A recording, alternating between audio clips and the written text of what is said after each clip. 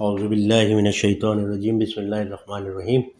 Principles of electrical engineering, इस subject के सिलसिले में आज हम सीरीज सर्किट के बारे में पढ़ेंगे। Resistors in series. आज के इस लेक्चर में हम सीरीज सर्किट के जो है न्यूमेरिकल सॉल्व करेंगे कि किस तरह से अगर तीन रजिस्टर्स को सीरीज में कनेक्ट किया जाए उसको हम सॉल्व करते हैं। एक इस सर्किट में तीन रजिस्टर हैं, R1, R2 और R3। ये तीनों आपस में सीरीज में कनेक्ट हैं। तीन registers R1, R2, R3 series में कनेक्ट हैं और ये 9 वोल्ट की एक बैटरी इनको करंट सप्लाई। तो इस तरह के सर्किट को किस तरह से सॉल्व किया जाता है, आइए। When resistors are connected in series, the current through each resistor is same। तो हमेशा तीन बातें हैं जिनका हमें ध्यान रखना है कि जब भी रजिस्टर सीरीज में कनेक्ट होंगे तो उनके दरमियान जो करंट है वो सेम होगा।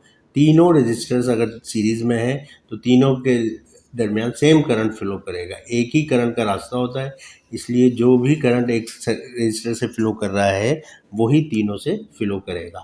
When resistors are connected in series, the total voltage or potential difference across all the resistors is equal to the sum of the voltages across each resistor।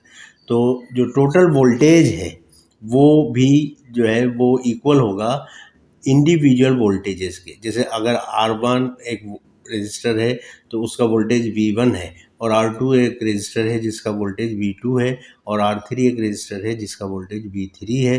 तो जो टोटल वोल्टेज है वो क्या होगा, V1 plus V2 plus V3।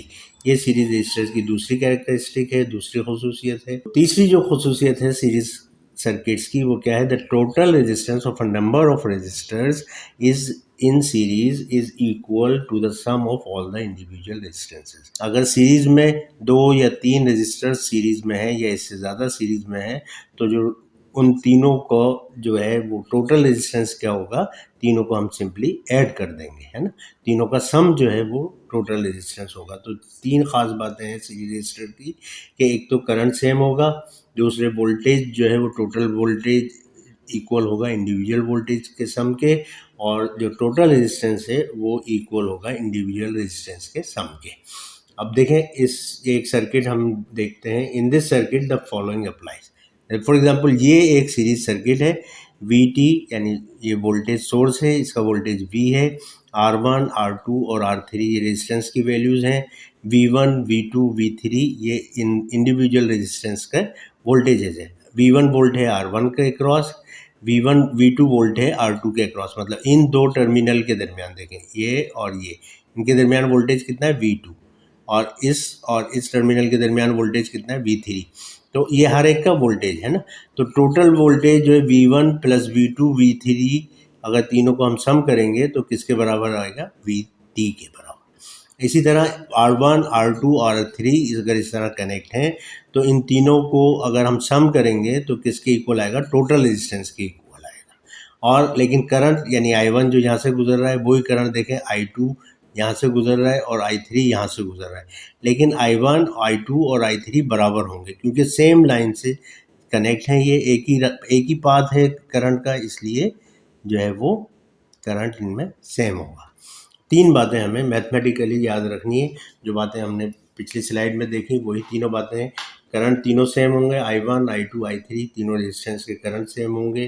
Total voltage जो है वो क्या होगा, V1 plus V2 plus V3, और टोटल रेजिस्टेंस क्या होगा, R1 plus R2 plus R3। ये तीन बातें सीरीज रेजिस्टेंस में हमें याद रखनी। अब देखें एक न्यूमेरिकल है। In figure solve for RT, I and the individual register voltage drops. तो ये एक सर्किट हमें दिया गया है। इस सर्किट में अगर हम देखें तो तीन रेजिस्टेंस हैं। R1 इसकी वैल्यू 10 ओम है, R2 इसकी वैल्यू 20 ओम है, और R3 इसकी वैल्यू 30 ओम है। इसमें हमें टोटल रेजिस्टेंस मालूम करनी है, करंट मालूम करना है, और इंडिविजुअल रजिस्टर वोल्टेज ड्रॉप्स मालूम करना है। यानी इंडिविजुअल वोल्टेज ड्रॉप्स क्या होंगे, यानी R1 का वोल्टेज ड्रॉप कितना है, R2 का वोल्टेज ड्रॉप कितना है, और R3। देखिए सीरीज सर्किट में होता क्या है कि ये जो टोटल वोल्टेज है प्लस 12 वोल्ट, अब इस यहाँ से बैटरी से करंट फ्लो करेगा, और R1 इस रजिस्टर से होता हुआ R2 और फिर R3 यहाँ से ये करंट फ्लो इस तरह से करेगा, है ना।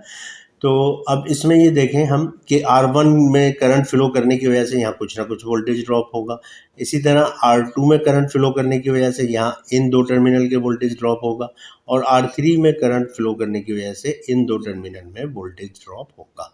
अगर इसको हम V1 कह दें, इसको V2 कह दें और इसके वोल्टेज को V3 कह दें, तो टोटल वोल्टेज जो है वो कितना आएगा, 12 के बराबर आएगा। यानी यहाँ इन तीनों का वोल्टेजेस 12 वोल्ट के बराबर हो। तो यहाँ पर हम देखें RT हम पहले ही देख चुके हैं कि RT क्या होगा, R1 plus R2 plus R3 होगा, है ना, सीरीज में है।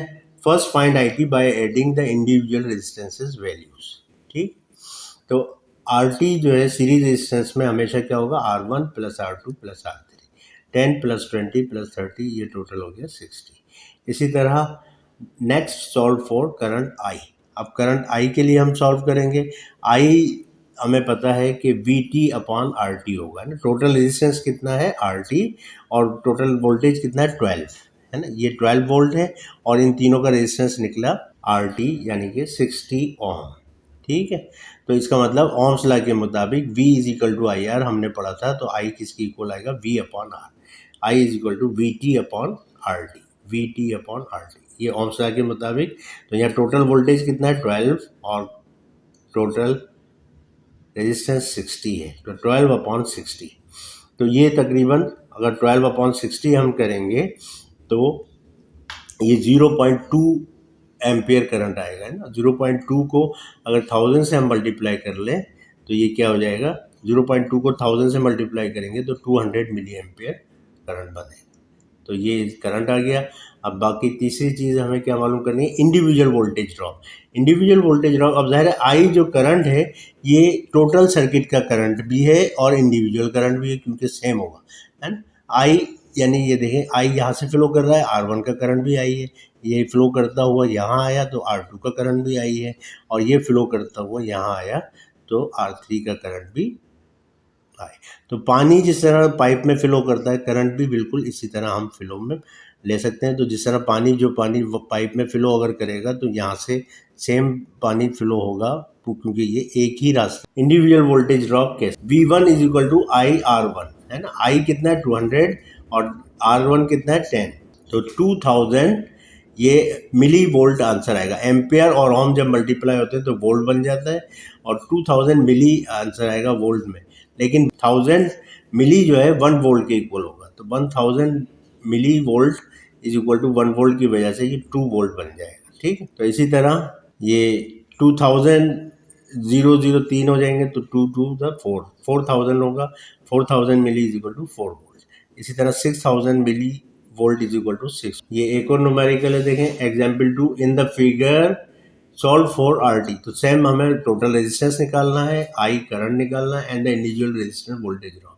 तो हर एक का वोल्टेज ड्रॉप भी हमें निकालना है। ये देखें 9 वोल्ट की बैटरी है। अब यहाँ रेजिस्टेंस जो है किलो ओम में लिया गया है ना, यहाँ फ़र्क क्या है, रेजिस्टेंस को किलो ओम में लिया गया है। R1 का 3 किलो ओम है, R2 का 10 किलो ओम है और R3 का 5 किलो ओम है। तो ये इस तरह से 3 रजिस्टर्स हैं, तो बिल्कुल उसी तरह निकलेगा। सबसे पहले RT जो है किस तरह मालूम करेंगे, R1 plus R2 plus R3 कर लेंगे। R टोटल कितना हो गया, R1 plus R2 plus R total हो गया 3 plus 10 plus 5, 18 kilo ohm total resistance. इन तीनों को ऐड कर लिया, 18 किलो ओम। उसके बाद टोटल करंट निकालने के लिए अब देखें हमने उस सर्किट को दोबारा यहाँ पे देखें ड्रॉ कर लिया है। R1 R2 और R3 की जगह ये एक रेजिस्टेंस आ गया 18 किलो ओम का, है ना। टोटल का मतलब ये है, इसको इक्विवेलेंट रेजिस्टेंस भी कहते हैं। यानी R1 R2 और R3 जो है उसके इक्विवेलेंट एक रेजिस्टेंस हमने ले लिया 18 ओम। तो अब इस सर्किट में देखें, अगर ये वोल्टेज है, ये रेजिस्टेंस है ना, तो और करंट क्या I है, तो V is equal to I R, वही ओम्स लॉ के मुताबिक V is equal to I R. तो यहाँ पे टोटल वोल्टेज 9 है और टोटल रेजिस्टेंस जो है वो 18 किलो है, 9 अपॉन 18।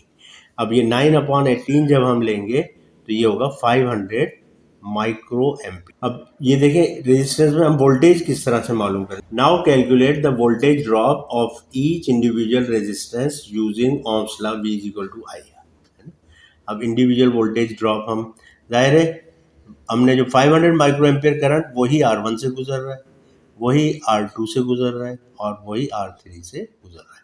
पूरे सर्किट का सेम करंट होगा।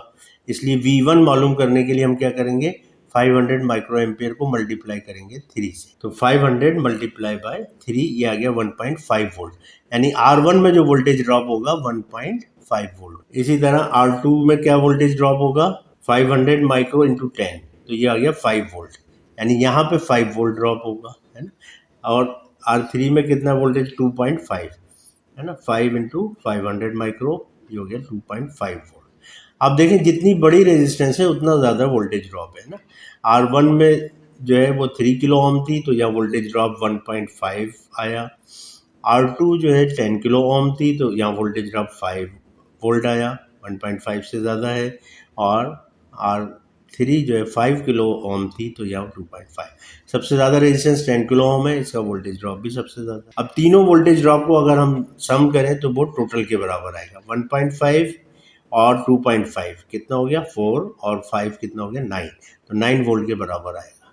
तो देखा हमने सीरीज सर्किट में, आज हमने देखा कि 3 बातें अहम हैं कि अगर 3 रेजिस्टेंस सीरीज सर्किट में हैं तो जो टोटल रेजिस्टेंस है वो तीनों का सम के इक्वल होगी, और जो हर रेजिस्टेंस का करंट बराबर होगा, और इसी तरह जो टोटल वोल्टेज है वो तीनों रेजिस्टेंस के इंडिविजुअल वोल्टेज के सम के बराबर होगा। तो आज का लेक्चर हम यहीं ख़त्म करते हैं। Thanks for watching. Don't forget to like and subscribe.